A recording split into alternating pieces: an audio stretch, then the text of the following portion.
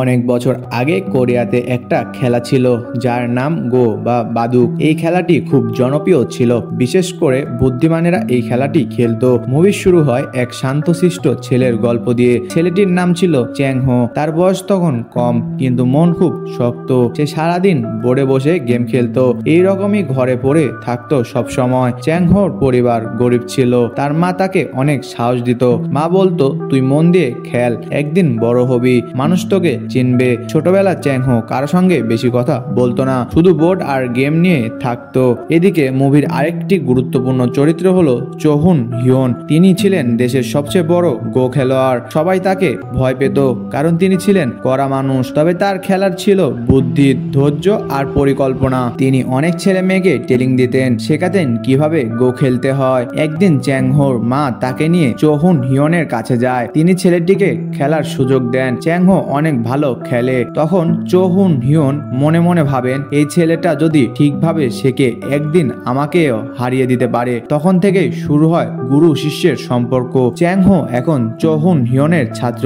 তার দিন শুরু হয় খুব সকালে 5টায়, তখন সূর্য ওঠেনি। সে উঠে গোবরে বসে যায়, আবার অনেক রাত পর্যন্ত খেলে। শেখে চোহুন হিয়ন কখনো ভালোবেসে শেখান, আবার কখনো চিৎকার করেন। তিনি চান চ্যাং হো একদিন দেশের গর্ব হোক, তাই কোনো ছাড় দেন না। চ্যাং হো সব সময় মুখ বুজে মেনে নেয়। একদিন চ্যাং হো এক ছোট টুর্নামেন্ট খেলে। সে খুব ভালো খেলে, কিন্তু শেষ রাউন্ডে হেরে যায়। সে মন খারাপ করে বসে থাকে। তখন গুরু বলেন, হার মানে তুমি হেরে গেলে না, শিখে গেলে। সব বড় বড় খেলোয়াড় আগে হারে, তারপরে জেতে। এই কথা শুনে চ্যাং হোর চোখে জল চলে আসে। সে প্রতিজ্ঞা করে এখন থেকে আর কখনোই সহজে হার মানবে না। বছর পেরোতেই চ্যাং হো অনেক শক্তিশালী হয়ে ওঠে। ছোট ছোট প্রতিযোগিতায় সে একের পর এক জয় পায়। তার নাম ছড়িয়ে পড়ে, মিডিয়ায় তাকে নিয়ে খবর ছাপে। মানুষ বলে এই ছেলেটা একদিন কিংবদন্তি হবে। চোহুন হিয়ন প্রথমে খুশি হন। তিনি ভাবেন, এই তো আমার ছাত্র, আমার গড়া মানুষ। কিন্তু ধীরে ধীরে তার ভেতরে অন্যরকম অনুভূতি আসে, ভয়, সন্দেহ আর হিংসা। তিনি দেখেন সবাই এখন চ্যাং হোর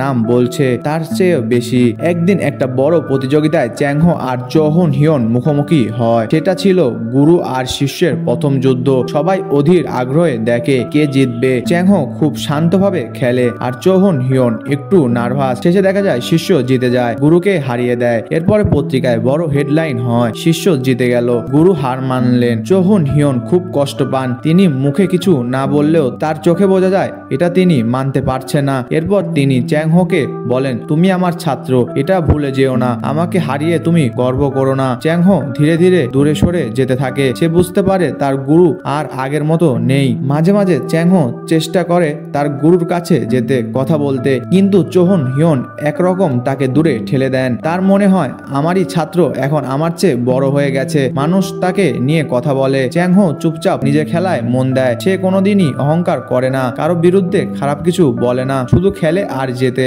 একদিন এক সাংবাদিক চ্যাং হোকে জিজ্ঞেস করে, তুমি কি তোমার গুরুর থেকে ভালো? সে উত্তর দেয়, আমি সব সময় গুরুকে শ্রদ্ধা করি, তিনি আমাকে তৈরি করেছেন, আমি তো শুধু তার দেখানো পথেই হেঁটেছি। এই বিনয় দেখে মানুষ তাকে আরো ভালোবাসে।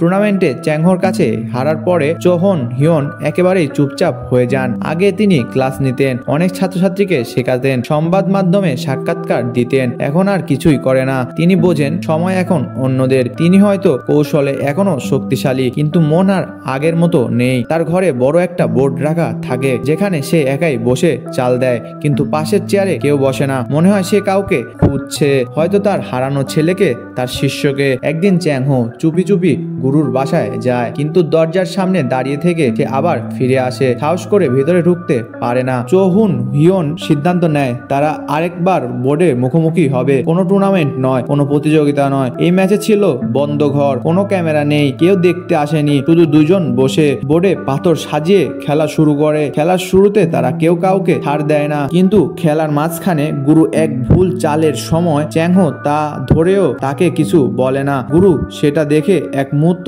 থেমে যান, তারপরে বলেন, তুমি আমাকে ছাড় দিচ্ছ না তো? চ্যাং হো মাথা নিচু করে বলেন, আপনি আমাকে কখনো ছাড় দেননি, আমি কেন দেব? গুরু হেসে ওঠেন, অনেকদিন পর সত্যিকারের হাসি। শেষ পর্যন্ত এই খেলা ফল কেউ জানে না, ইচ্ছা করে ম্যাচের ফল দেখায় না।